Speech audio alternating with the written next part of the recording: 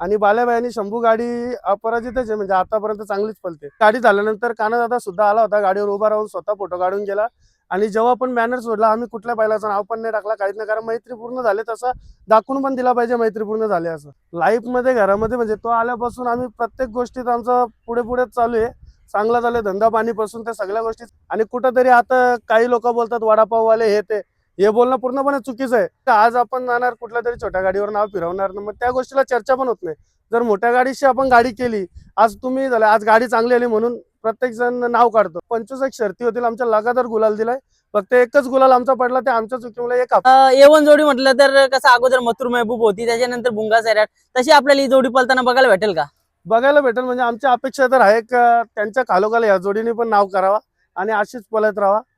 बघू, जर ही जोडी अशीच टिकून राहिली तर नक्कीच आपण तसं त्यांच्यासारखं नाव करण्याचा प्रयत्न करू.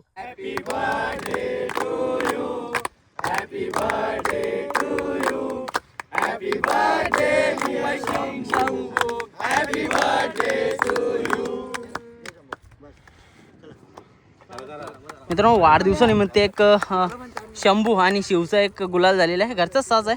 एक शिव पण आपल्या शंभूमध्ये पळाला, एक दुसऱ्याला पायऱ्या दिला होता आणि इकडं आपल्याला शंभू बघायला भेटतं. नमस्कार मित्रांनो, आज कांबेगावचा शंभू याचा वाढदिवस आहे आणि वाढदिवसानिमित्त एक केक देखील कापण्यात आला आणि एक प्रेक्षणीय बिनजोड झाली. आपलं बालेभाई आणि शंभू विपक्ष बिच्चू आणि शिट्टी अशी एक प्रेक्षणीय बिनजोड होती.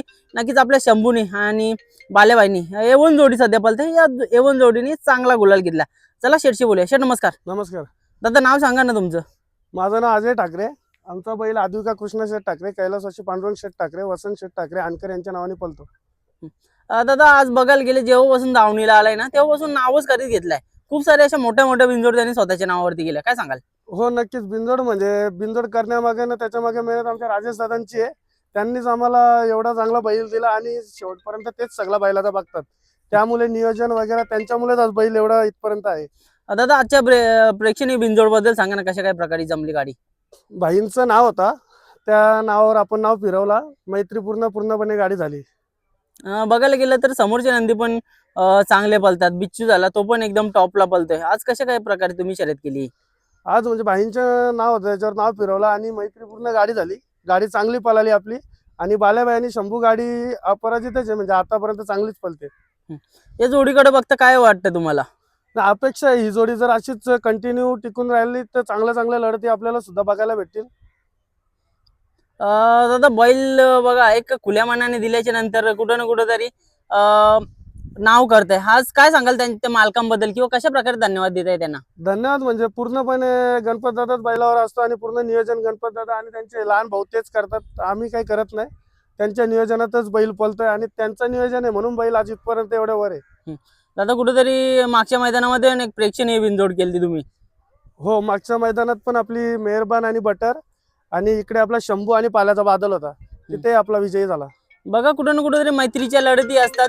आपले जवळचे संबंध आहेत कानादादा सोबत पण, काय सांगाल? कारण का शर्यत झाल्याच्या नंतर पण तुम्ही जे बॅनर होता त्याच्यावरती नाव नाही टाकली, कारण का आपले मैत्रीचे संबंध आहेत, मैत्रीपूर्ण लढत झाली. नाही, गाडी पूर्णपणे मैत्रीपूर्णच केली आणि गाडी झाल्यानंतर कानादादा सुद्धा आला होता, गाडीवर उभा राहून स्वतः फोटो काढून गेला.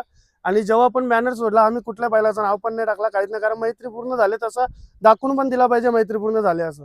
दादा बऱ्याचशा वेळेला आपण असं बोलतो मैत्रीपूर्ण करता, नंतर घरी जाऊन असं जल्लोष वगैरे अशा गोष्टी नाही व्हायला पाहिजे. तुमचं काय म्हणणं आहे? नाही, तसं तर करून फायद्यात नाही, कारण आता खेळ चाललाय तो मैत्रीपूर्णच चाललाय. खूप सुंदर आपल्या मुंबईमध्ये खेळ चालू आहे आणि असाच चालू राहायला पाहिजे. यासाठी प्रत्येकाने असंच केलं तर कुठं भांडण तंटा याचा काही विषय येणारच नाही.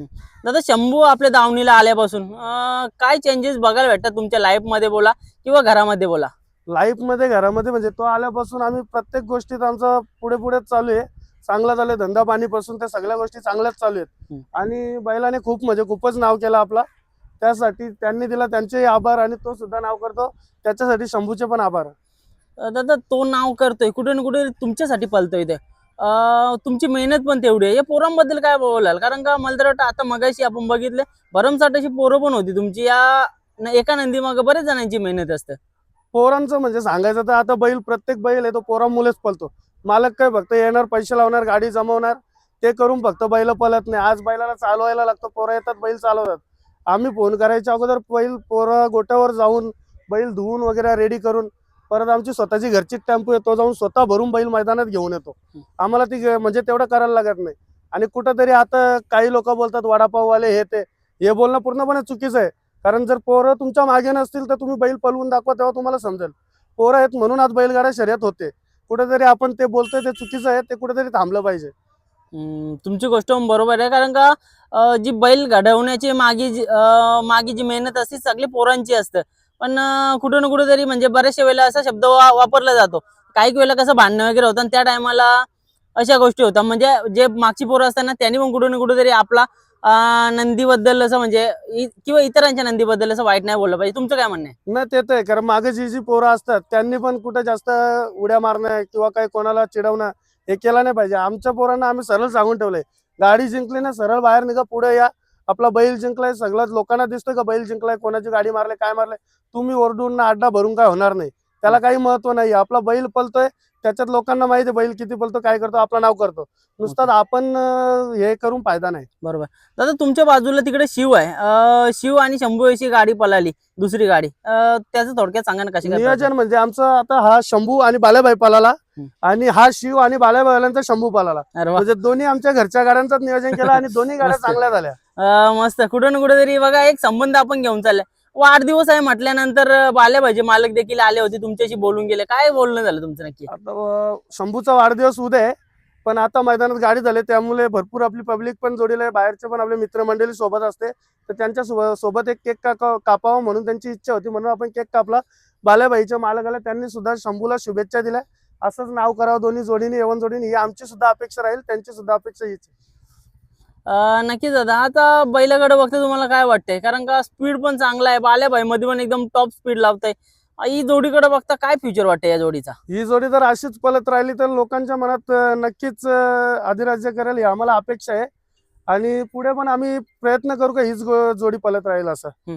मला तर वाटतं तुमची पोरं पण कुठं ना कुठेतरी बोलत असतात की ही आपली लाडकी A1 जोडी आहे. आणि प्रत्येकाच्या मनात असं असतं. पण शेवटी कसं आहे, आता बघतोय एकदम टॉप स्पीड पाहिलं तर अजूनपर्यंत अपराजित जोडी आहे. पोरांबद्दल काय सांगाल? कारण का त्यांनी पण नाव दिलेलं आहे की बालेभाई आणि शंभूची आपली A1 जोडी आहे. नाही, पोरांना पण बाल्याबाईवर भरपूर विश्वास आहे, आणि बाल्याबाई आणि जर शंभू सोबत पाळणारे असतील तर आम्हाला कुठल्याही गोष्टीची चिंता नसते. आम्ही बिंदास म्हणजे कोणाशी गाडी केल्याला काही म्हणजे डगमगत नाहीये, कारण आम्हाला बाल्याबाईवर खूप विश्वास आहे आणि बाल्याबाईला साथ देतो शंभू.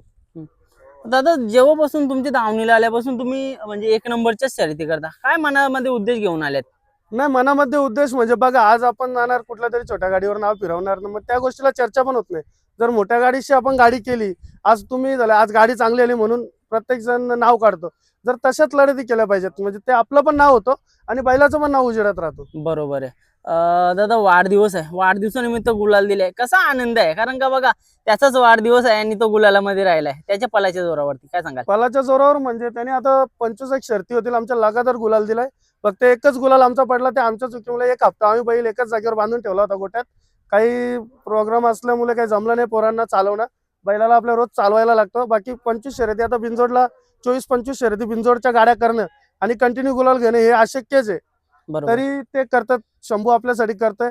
त्याचे उपकार तर कधी आपण विसरू शकत नाही. दादा आता बघा सध्या मुंबईमध्ये A1 जोडी म्हणजे बुंगा सैराट पळतात, त्याच्या खालोखाली ही गाडी पण पळताना बघायला भेटते. काय सांगाल? कारण का A1 जोडी म्हटलं तर कसं अगोदर मथुर महबूब होती, त्याच्यानंतर बुंगा सैराट, तशी आपल्याला ही जोडी पळताना बघायला भेटेल का? बघायला भेटेल म्हणजे आमची अपेक्षा तर आहे का त्यांच्या खालोखाल या जोडीने पण नाव करावा आणि अशीच पळत राहावा. बघू, जर ही जोडी अशीच टिकून राहिली तर नक्कीच आपण तसं त्यांच्यासारखं नाव करण्याचा प्रयत्न करू. मित्रांनो बघा कुठं ना कुठं तरी सगळे गाडा मालक एकत्र आलेले असतात. आज दादा पण बोलतात की तेवढं नाही झालं तरी त्यांच्या खालोखाल तरी आम्ही प्रयत्न करू. पण कसं असतं, आपलं जर मन साफ असेल किंवा नंदी तेवढं पळत असतील ना, तर नक्कीच त्यांच्याहून जास्त आपण नाव करू शकतो. जिद्द आहे आपल्या शंभूची.